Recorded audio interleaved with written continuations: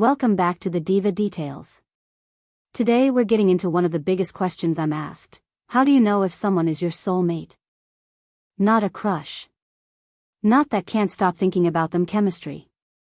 Not amazing sex. I mean a real partner, emotionally safe, aligned, steady, and genuinely life-expanding. And right alongside that question is another one people whisper to themselves while they're dating. How long should you give it before you decide this person is truly who they say they are? Because the truth is, most people don't show their full self in the first few weeks. Honestly, sometimes not even in the first few months. So let's slow this down. We're going to talk about what a soulmate actually is and what it isn't, how to read behavior instead of falling in love with potential, how to pace your attachment, how to notice red flags before you're bonded, and how to decide, without fear, whether this person belongs in your life. Here's where I want to start. A soulmate does not arrive with chaos. They don't bring emotional whiplash. They don't keep you in a constant state of wondering where you stand. A real soul-level connection feels steady. You feel yourself soften around them. Your body relaxes. Your mind gets quieter, not louder.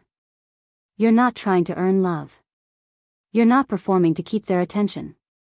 You're not living with that low-level panic that love could disappear at any moment. Instead, you feel met. And that matters because healthy love doesn't overwhelm your nervous system. It settles it. And that calm isn't boredom. That calm is safety. Now, let's clear up a common misunderstanding. A soulmate is not automatically the person who makes your heart race non-stop. It's not just the person you have instant chemistry with. It's not the person who feels intoxicating, addictive, dramatic, or impossible to resist. And it's definitely not the person you're constantly anxious about losing. A lot of the time, what people label as soulmate energy is actually trauma bonding, fantasy, or a nervous system that's been trained to mistake intensity for love. A true soulmate is someone whose presence calms your system. They bring clarity, not confusion. Their actions match their words. And being with them makes life feel more stable, not more chaotic. And this is a line I want you to remember. Soulmates are revealed over time, not through intensity. If something feels too fast, too overwhelming, too perfect, it might be wise to pause. The kind of love that lasts usually unfolds steadily. It grows roots, it doesn't explode like fireworks and burn out. Because here's the thing. Chemistry is powerful, but chemistry is not character.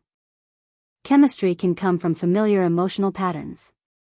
It can come from childhood wounds. It can come from attachment styles that haven't been healed yet. It can come from novelty and excitement. But chemistry doesn't tell you how someone handles stress. It doesn't tell you how they treat people when they're exhausted. It doesn't tell you whether they can show up consistently when the thrill wears off and real life begins. Chemistry can feel electric. It can feel magnetic. It can feel like fate. And sometimes it's not fate at all. Sometimes it's familiarity with something you've already outgrown. Sometimes your body is recognizing something unresolved and calling it romance. A soulmate doesn't pull you into emotional highs and lows. They bring you back to center. So if love feels like anxiety, if dating them feels like holding your breath, that's not necessarily intuition saying yes. That might be your nervous system asking for safety. So many people confuse, I feel something intense, with this person is right for me. But intensity is not intimacy. Intensity is not trust. Intensity is not partnership. A soulmate doesn't keep you in emotional uncertainty. They ground you in emotional clarity. Now let's talk about timing, because this is where a lot of people get hurt. You cannot fully read someone in the first 30 to 60 days. You just can't.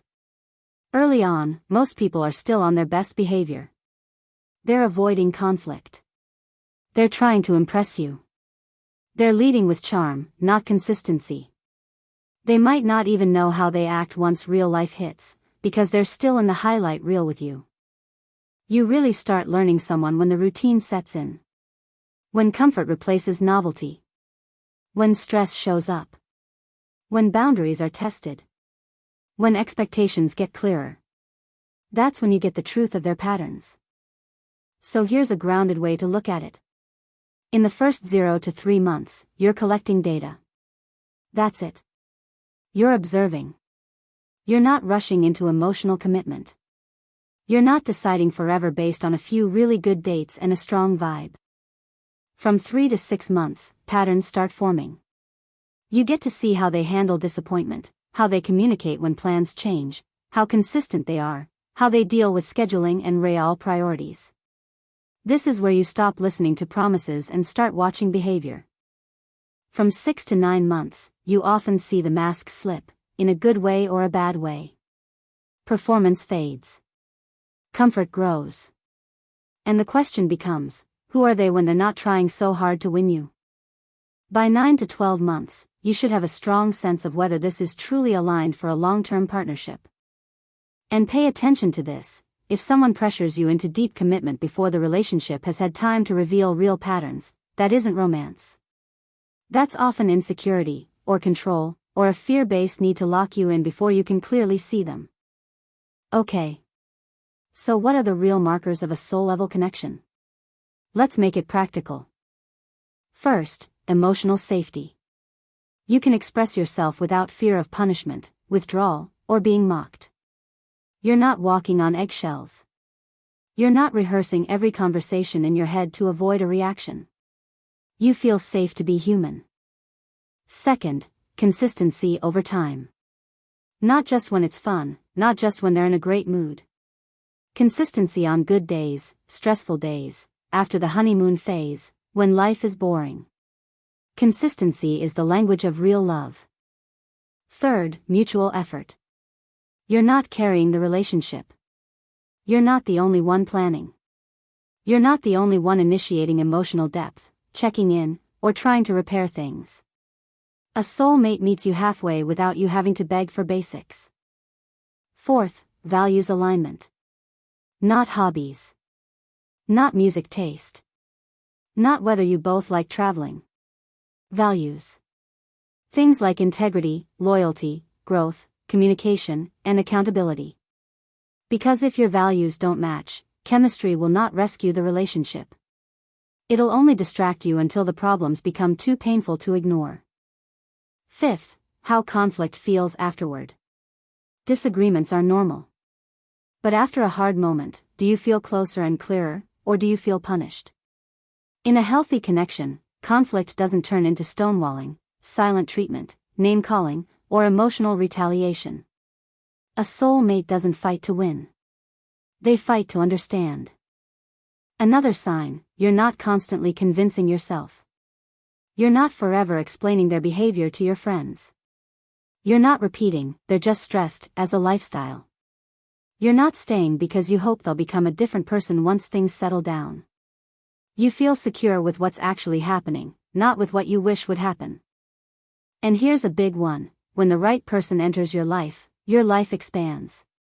You become more confident, more regulated, more yourself, more peaceful. A soulmate doesn't shrink your world. They expand it. Now I want to gently talk about the part that's hard. Sometimes it's not a soulmate, but you want it to be.